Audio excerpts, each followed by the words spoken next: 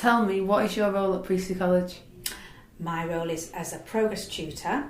I have to develop the social skills and help people become more employable during the time at college, so that when they leave Priestley College they can go on and get a job or go on to university. So it's to help develop those skills and support them while they're in college. So that could be in a mental health capacity, or it can be just to give them the extra support they need to help them get through the courses. Tell me, what does your mental health mean? What does mental health mean to you? Everybody has mental health, so at times it's good, other times it can be a bit wobbly. So good mental health is when you're feeling life's exciting and you can just keep moving forward. Mental health can be bad, where things get in the way of life, so you can't carry on with your normal way of life, and you might need some interventions to help you be able to carry on with that. Tell me about the support you offer. Tell me what strategies are put in place in college to support students in college with mental health needs. So we have a full wellbeing team, so that includes a counsellor, college counsellor, a wellbeing officer, who would be one that would sort of signpost people to different support networks, letting them know about online facilities, and just helping develop techniques, coping strategies in order for somebody to continue and keep moving forward with their life. They sometimes also signpost when they need referring to the college counsellor. Every student is allocated a progress tutor who they see in a session once a week, but they also have one-to-ones at least 3 times a year to check on them, make sure that they're able to cope with what's happening and what they've got to go through, get through in the studies, and put in support. So we also support that strategy of giving them techniques and showing them where they can get support as well. But in some cases we have to pass them on to the wellbeing officer or the counsellor. Tell me about the support you offer to young people suffering from mental health problems. Okay, so similar to what I've just said, the support we offer is, first of all, we'd have a sit down and a chat and find out what it is that's, the problem, what they're struggling with. In some cases that can be their college work, so they're struggling to balance that, so we might suggest they go and see a graduate teaching assistant to get some help with balancing the work out, organising the work more effectively. But if it's more of a mental health concern that they are worried about coping, we would refer them. We first of all would try and help them ourselves as a progress tutor. If we didn't feel we had the tools to do that, we would refer them on to the wellbeing practitioner or the counsellor.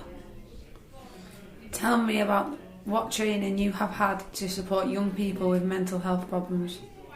Okay, all the progress tutors have had mental health first aid training, so they've all done that qualification. So that shows us all the different types of mental health conditions so that we can try and support each one, and it also gives us information on what sort of organisations that are out there that we can get them involved with to help them, to overcome any problems that's stopping them carrying on with life and doing their studies. What else? I also do lots of training online through like webinars and things like that from CAMS or from Cooth. Recently done one with Cooth. I also, which was in my own time, did a counselling qualification, and I hope to eventually increase that and get a higher counselling qualification. Tell me what advice that you can offer to young people that are struggling with their mental health. Breathe. Breathe. Get your breathing right first, always, so that you're calm. Get out and get some fresh air, do some exercise, speak to somebody, always speak to somebody and let them know how you're feeling, so that they can try and support you. It's always best to vocalise how you're feeling, and I say ask for help all the time. Yeah, that's the main thing. But breathing, exercise, eating healthy, just sort of having a healthy sort of lifestyle. Tell me, how can you help a student that is struggling with their mental health?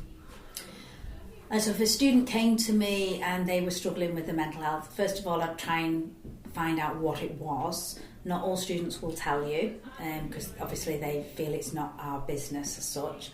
So I would focus on how it was making them feel, how it was impacting them. And once I knew those sort of things, I'd know where to refer them on to.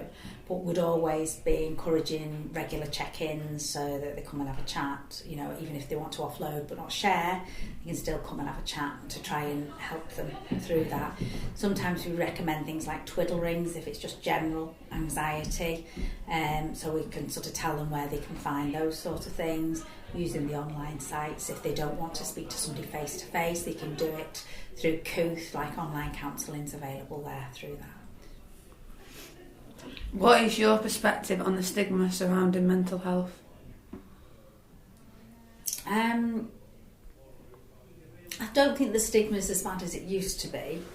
I think stigmas tend to be the person themselves stigmatising themselves and thinking that they're weak because they've got mental health concerns, whereas I believe everybody has that to a point, and it just depends on what part of their life it hits them.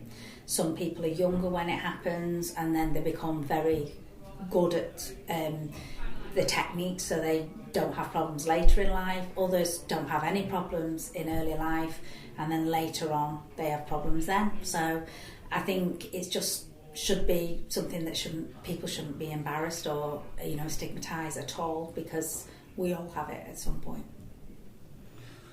Tell me what impact you think social media has on young people's mental health. I think it's very bad for them. I think social media, although it has its positive aspects, I think it's puts a lot of pressure on young people to fit in. I think it blocks sociability. I think people now don't know how to socialise with each other because they rely on not just social media but other phones to communicate. So they spend less time meeting up, spending time together. So I do think social media is a very negative thing overall. What advice would you give to young people to prioritise their mental health in their daily lives? To prioritise, just balancing their lives, so allowing time for rest, allowing time for fun and for work. So it's basically getting a nice little schedule together and always prioritising fun and rest, but fitting everything else in, as well. So you can't neglect the work. You need to get a balanced approach, and also listen to your own body. And if you're starting to feel unwell, then that might mean that you need to have more of a break, but you need to get some advice to help you with that. How would a young person struggling with their mental health balance the demands of their courses and dealing with their struggles? Through timetables. So basically I always encourage my students to print a timetable off, add on a Saturday, Sunday, and work out how they can slot the right amount of hours in for the studies. So we encourage 4 hours for each subject. We would say, so that's most students will have 12 hours a week extra work to do outside of the lessons. So we would encourage them to timetable that in, so over the weekend. So they are also timetabling in when they've got events on or sports or hobbies, so that they can see where the gaps are and then slot those subjects into those bits for their study. Try and do as much in the college time where they've got free periods, and ensure they have breaks, regular breaks as well. So even if it's just go for a walk, but do something substantial in that break, not just sit there staring at the phone, maybe talk to somebody or go and have a good walk or something like that to make them feel like they've had a break rather than been, straining their eyes on the phone or things like that. If you were a student again, what pieces of advice would you tell your younger self?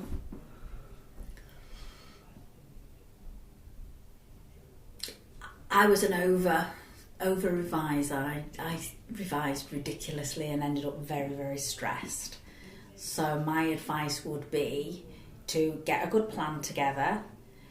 Don't focus completely on the studying, to make sure the fun time's in there, which is what I missed out. I let myself sleep, I let myself eat, and I let myself work, but I didn't have any fun time. So that affected my mental health and made me get very, very stressed just before my exams.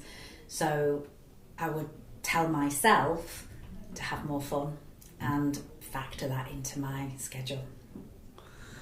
Tell me about how you can tell if someone is having difficulties with their mental health. It can be visual.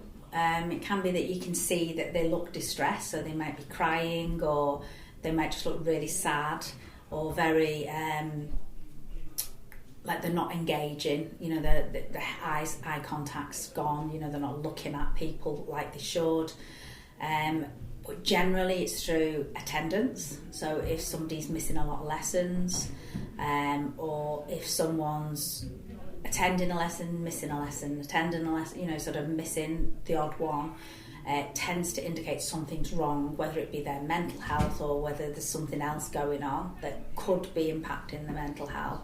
So it's behaviours that they do. So if they're 100% attendance but they've got the head on the desk trying to have a sleep, I would think there was something going on at home. But if they had 50% attendance but was upright and bright and perky during a lesson, I'd still have concerns, because do you know what I mean? They're not attending all the time, but they're not right. Do you see what I mean? So if they're sleepy in the lessons, that's a problem. If they're not attending, that's a problem. So it can be lots of different things. Yeah, and sometimes students tell you. So usually you can spot it through those sort of behaviours, but there have been students that have surprised me. Tell me, what impact do you think COVID had on young people's mental health? Quite a lot. Like social media, COVID stopped people socialising. Therefore, people lost the interaction with other people, so they find making new changes, new relationships quite difficult. So the move up to college, it's not just the increase in work that affects them, it's the change in venue, it's not familiar in the environment, they've got to make new friends, and because they've relied on the same school friends throughout school, they've got used to that, and change on itself can have a massive impact. Since COVID, I've probably dealt with more students that couldn't even get themselves here, where we've actually, they've not ended up coming, they've lasted a week or so and then left, because their social skills have been so affected by isolation. So I would say it's certainly impacted on mental health. Yeah, made people less resilient, they don't cope as well, and it's also made them not feel that they can be in rooms with more people.